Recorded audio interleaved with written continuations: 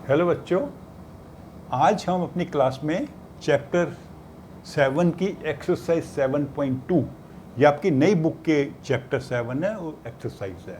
Old book में इसका number different है, आई थिंक 8.2 है। तो उसके जो क्वेश्चंस हैं 6, 7, 8, 9, 10 वो हम हल करेंगे। तो पिछले वीडियो आपने देखा होगा, नहीं देखा तो उसे आप अवश्य देख लो, क्योंकि उसमें मैंने आपको समझाया था कि क्वेश्चन नंबर 1 to 5 कैसे सॉल्व करने हैं। कुछ क्वेश्चंस मैंने सॉल्व कर दिए थे और कुछ का मैंने आपको हिंट दिया था। आज भी वैसा ही करेंगे। तो हम आ जाते हैं क्वेश्चन नंबर 6 का ऊपर। तो क्वेश्चन नंबर 6 क्या है? During a sale a shop offered discount of 10%। Discount है 10%। 10% मतलब क्या होगा? 100 रुपये की कीमत है तो 10 रुपये डिस्काउंट होगा, वो 90 रुपये की मिलेगी। What would a customer have to pay for a pair of jeans marked at 1450? Jeans एक आदमी लेना चाह रहा है, उसकी प्राइस है 1450 मार्क्ड।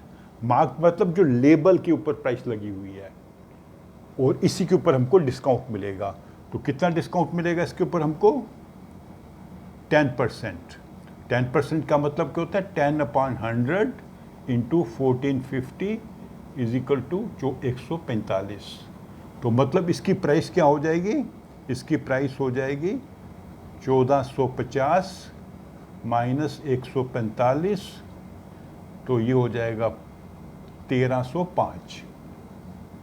लेबल पर लिखा हुआ है 1450, 1450। 10% डिस्काउंट है हर आइटम के ऊपर, इसके ऊपर 145 डिस्काउंट मिलेगा, तो आपको 1305 पे करने पड़ेंगे। और क्या है? उस व्यक्ति को 2 शर्ट्स भी लेनी है, और एक शर्ट की कीमत कितनी है? 850। तो इस पर कितना डिस्काउंट होगा? 10% ही होगा। 10/100 इंटू 850, तो ये हो जाएगा 85 रुपीज़। तो शर्ट की प्राइस क्या बनेगी?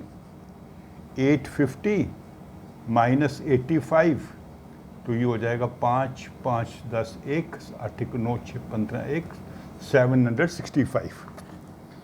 चेक कर लेते हैं।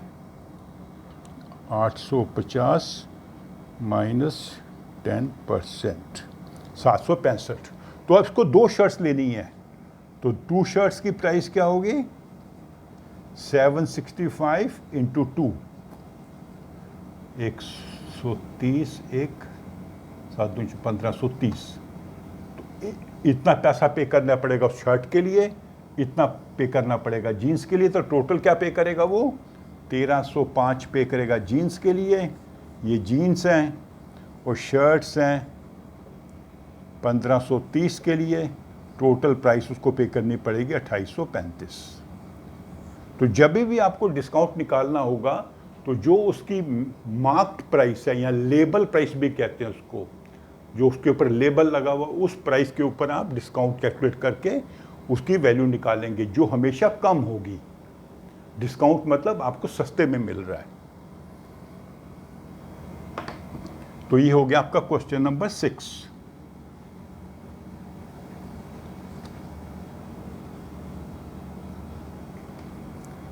अभी आ जाते हैं हम क्वेश्चन नंबर 7 पे। ए मिल्कमैन सोल्ड 2 बुफालोस फॉर ₹20,000 ईच। एक मिल्कमैन ने अपनी बफेलो बेची है, हर बफेलो की कीमत है 20,000। तो 2 बैल उसने बेची है, उसने मतलब 40,000 में 2 बफेलोस बेची है। लेकिन उसको क्या हुआ है कि एक पे उसको गेन हुआ है। गेन मतलब प्रॉफिट। गेन और प्रॉफिट का सेम मीनिंग होता है। कितना गेन हुआ है उसको? 5%। और दूसरे पे उसको लॉस हुआ है 10%। तो हमें बताना है कि दोनों पे मिलाकर उसको प्रॉफिट हुआ है या लॉस हुआ है, और कितना हुआ है। अभी कॉस्ट प्राइस इसमें बताई नहीं है, ये सेल प्राइस है, सेलिंग प्राइस। एक की 20,000 है, 2 की 40,000 हो गई। तो अभी आप एक चीज समझिए, जिस पे गेन हुआ है उसकी कॉस्ट प्राइस कम होनी चाहिए। प्रॉफिट तभी होता है जब सेलिंग प्राइस कॉस्ट प्राइस से बड़ी होती है। और लॉस कब होता है? जब कॉस्ट प्राइस सेलिंग प्राइस से बड़ी होती है। तो इसकी कॉस्ट प्राइस 20,000 से ज़्यादा होगी तभी इसको लॉस हुआ है। इसकी कॉस्ट प्राइस 20,000 से कम होगी तब इसको प्रॉफिट हुआ है। तो एक चीज़ आपने शुरू में समझ लेनी है कि एक की कॉस्ट प्राइस 20,000 से ज़्यादा होगी और दूसरे की 20,000 से कम होगी। तो हमें कॉस्ट प्राइस ढूंढनी पड़ेगी, तभी हमें पता लगेगा कि कितना उसको टोटल प्रॉफिट हुआ है या गेन हुआ है। तो अभी हमें कॉस्ट प्राइस मालूम नहीं है, तो हम मान करेंगे इसकी मान लेते हैं एक फर्स्ट केस जिसमें उसको लॉस हुआ है। मान लेते हैं कॉस्ट प्राइस है 100 रुपये, तो लॉस हुआ है 10%, मतलब 10% मतलब 10 रुपीज़, क्योंकि 100 पे 10 होता है, वही तो 10%। तो इसकी सेलिंग प्राइस कितनी बनी? 90 रुपये।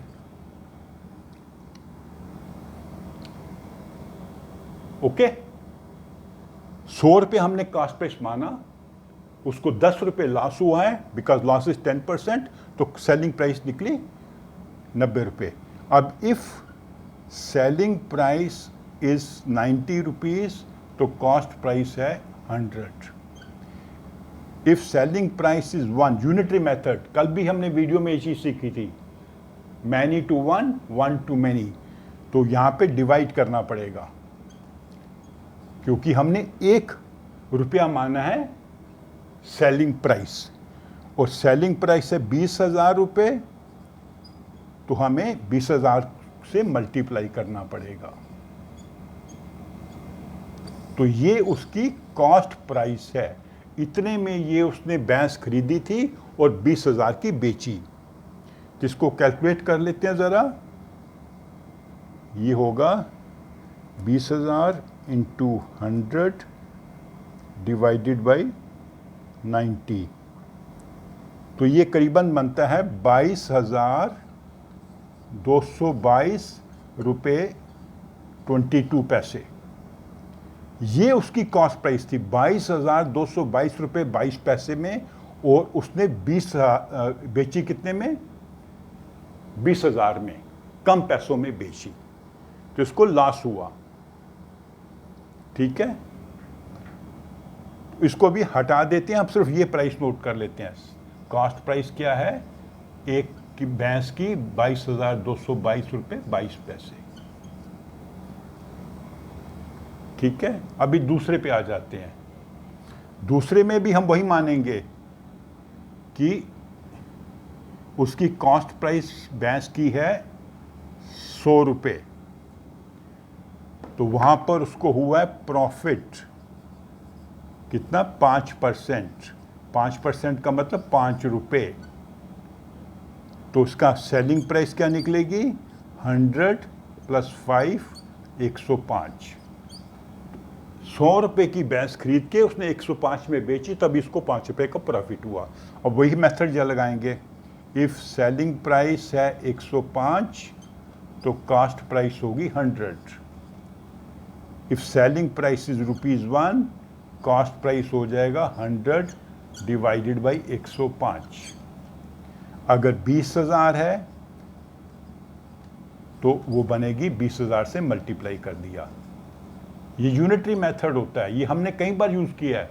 मैंने जैसे कल भी आपको एग्जांपल बताया था कि 12 केले आते हैं 60 रुपये के, एक केला आएगा 60 डिवाइडेड बाई 12, और हमें 5 केले चाहिए तो 60 डिवाइडेड बाई 12 इंटू 5, इतने में 5 केले आएंगे।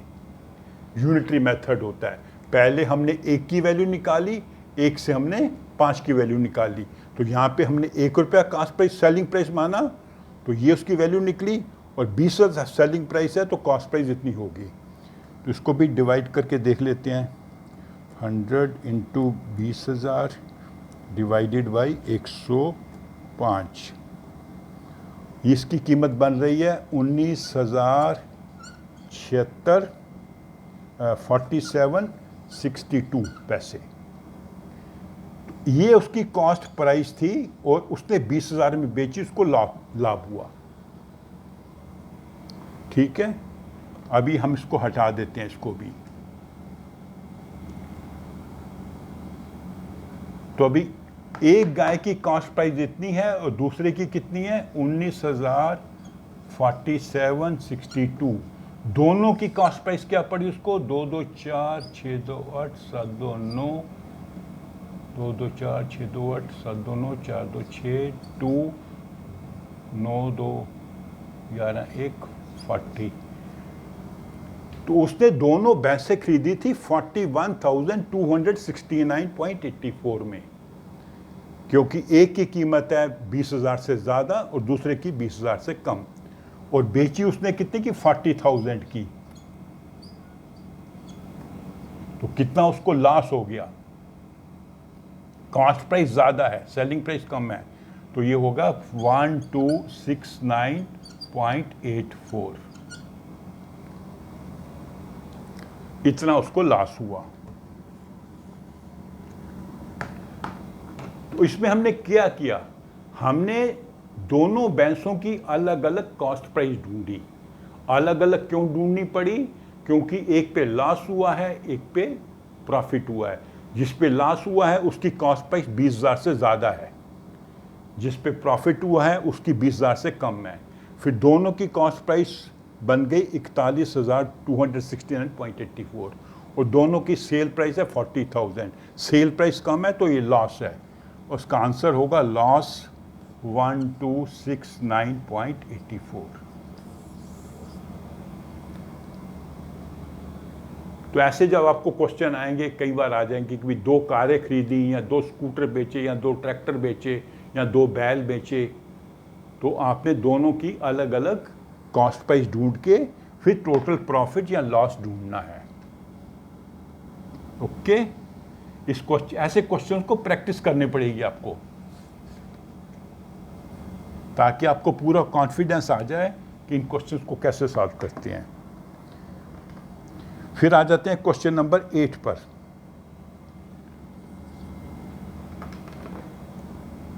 और यूनिटरी मेथड भी आपको अच्छे से आना चाहिए। The price of A TV is 13,000, price है 13,000, सेल टैक्स है 12%। बहुत आसान है, सेल टैक्स है 12%। तो 12% किसका होगा, इसका होगा 12/100 इंटू 13,000। तो कस्टमर को दोनों पे करना पड़ेगा, ये भी पे करना पड़ेगा ये भी पे करना पड़ेगा। तो इसको कैलकुलेट करिए और उसमें ऐड करिए, वो आपका आंसर होगा। तो इसका मैं आपको यहाँ तक हिंट दूंगा। प्राइस 13,000 है, 12% सेल टैक्स है। 12% मतलब क्या हुआ, 12/100 इंटू 13,000। जो ये वैल्यू निकलेगी उसमें ऐड करो, वो उसका आपका फाइनल प्राइस होगा जो कस्टमर को पे करना पड़ेगा इस टीवी को खरीदने के लिए। तो ये था question number 8। Question number 9, Arun bought a pair of skates at a sale where the discount given was 20% if the amount he pays। तो ठीक है, इसमें क्या है, डिस्काउंटेड प्राइस है, ये डिस्काउंटेड प्राइस है 1,600 रुपये। डिस्काउंट का रेट क्या है 20%। तो आपको लेबल प्राइस बतानी है, ओरिजिनल प्राइस। अभी हमने जब क्वेश्चन किया था शर्ट्स एंड जीन्स वाला, उसमें आपको लेबल प्राइस पता थी, उसमें फिर डिस्काउंट कम करके हमने उसकी डिस्काउंटेड प्राइस ढूंढी। ये उल्टा है, इसमें आपको डिस्काउंटेड प्राइस बताई हुई है, तो ओरिजिनल प्राइस ज़्यादा होगी।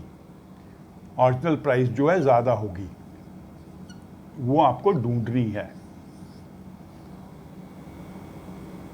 ठीक है, तो इसमें भी वही करेंगे आप 100 रुपये से। ठीक है नहीं, अगर ओरिजिनल प्राइस है 100 रुपया, डिस्काउंट है 20%, मतलब 20 रुपये, तो डिस्काउंट प्राइस क्या हो गई 100 माइनस 20 80 रुपीज़। तो जैसे हमने उसकी कीमत निकाली थी भैंस की, वैसे आप निकालेंगे कि अगर डिस्काउंटेड प्राइस है 80 रुपीज़ तो ओरिजिनल प्राइस है 100 रुपये।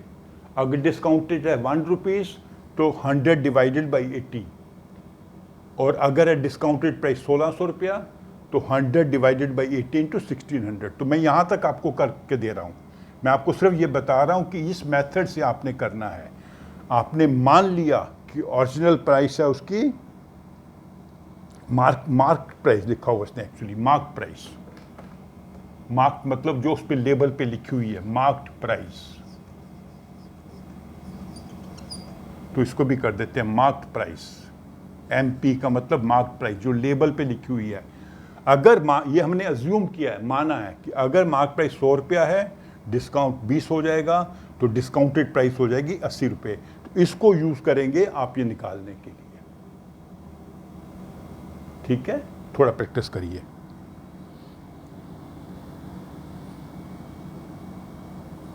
क्वेश्चन नंबर 10,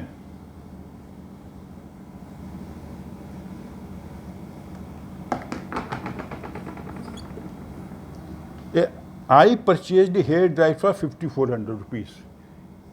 ये परचेज प्राइस है जिस पे हमने एक आइटम खरीदी है, इतने पैसे हमने शॉपकीपर को पे किए।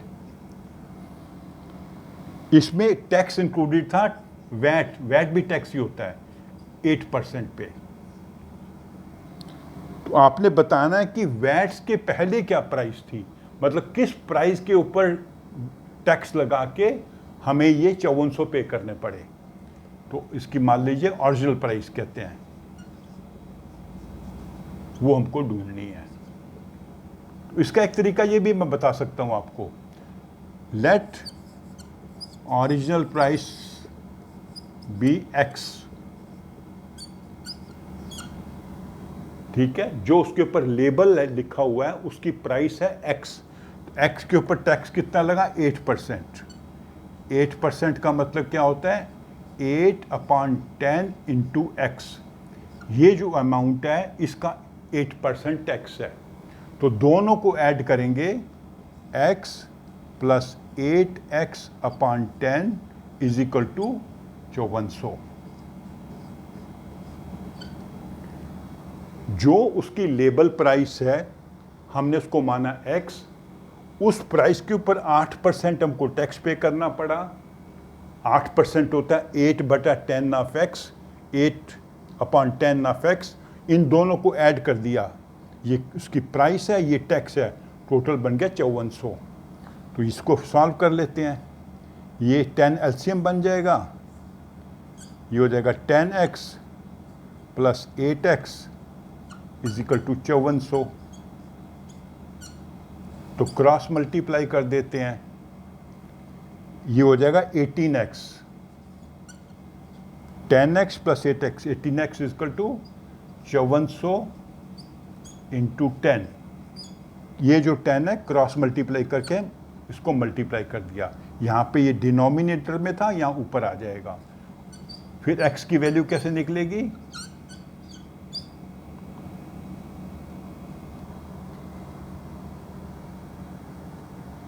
हाँ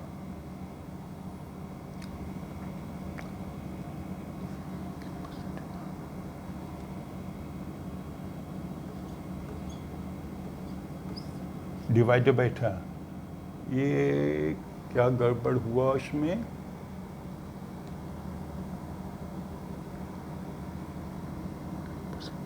X प्लस 8X 10 से 18 बजे 5400,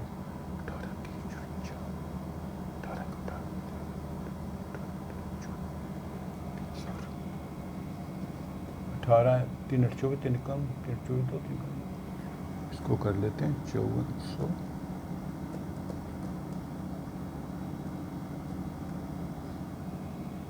3000। 3000 तो नहीं होना चाहिए, इसकी वैल्यू आनी चाहिए 5000। ये कहाँ गड़बड़ हुआ, ये देखिए ना, ये कहीं पर छोटी छोटी एरर्स हम कर देते हैं। ओरिजिनल प्राइस X है, 8/10 X है, टैक्स X 10 × 18 / 10 54,000।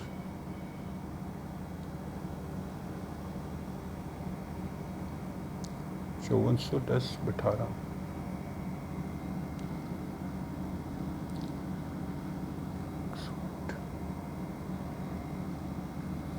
ओहो सॉरी सॉरी सॉरी, देखिए कितना सीरियस मिस्टेक कर दी है।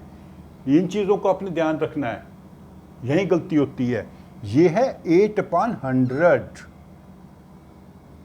8/10 नहीं है। जब परसेंटेज को हम फ्रैक्शन में बनाएंगे तो 8/100, ये मेरे से मिस्टेक हुई है।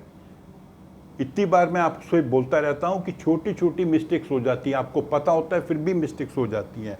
तो ये बनता है 108, 108, ठीक है।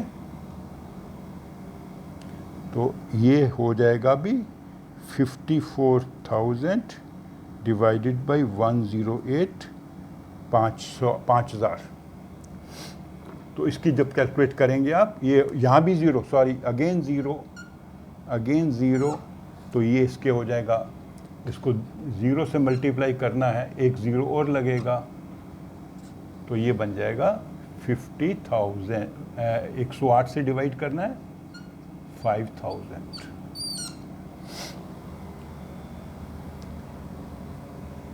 ठीक है, ये एक्चुअली 100 एलसीएम आएगा इसका, 100x प्लस 8x, 108x है, जिसको हमने 18x कर दिया था। तो ये छोटी छोटी एरर्स हो जाएंगी अगर आपको क्वेश्चन आता है तभी भी, मेथड आता है तभी भी। इसलिए हमेशा अलर्ट रहना है क्वेश्चन करते समय, ठीक है। मैं इसको वीडियो में रख रहा हूँ ये आपको समझाने के लिए कि कितना मुश्किल हो जाता है। कई बार हम थोड़ी सी गलती कर देते हैं, हम अलर्ट नहीं रहते थे। हमने क्या करना था, 8/100 वो कर दिया 8/10। हमेशा जो 8% का मतलब है 8/100, 100 में से 8, तो हमने कर दिया 10 में से 8, 80% कर दिया। तो वो गलती नहीं करनी है। तो जब 8/100 करेंगे तो ये बन जाएगा 108x upon equal to 5400 into 100, क्योंकि ये जो 100 है ऊपर क्रॉस मल्टीप्लाई कर दिया हमने, तो 5000 इसकी ओरिजिनल प्राइस निकली। ओके, तो इन चीज़ों का आपने ध्यान रखना है। इसलिए मैं कहता हूँ कि मैथमेटिक्स में और साइंस वगैरह में आपको बार बार प्रैक्टिस करनी पड़ती है।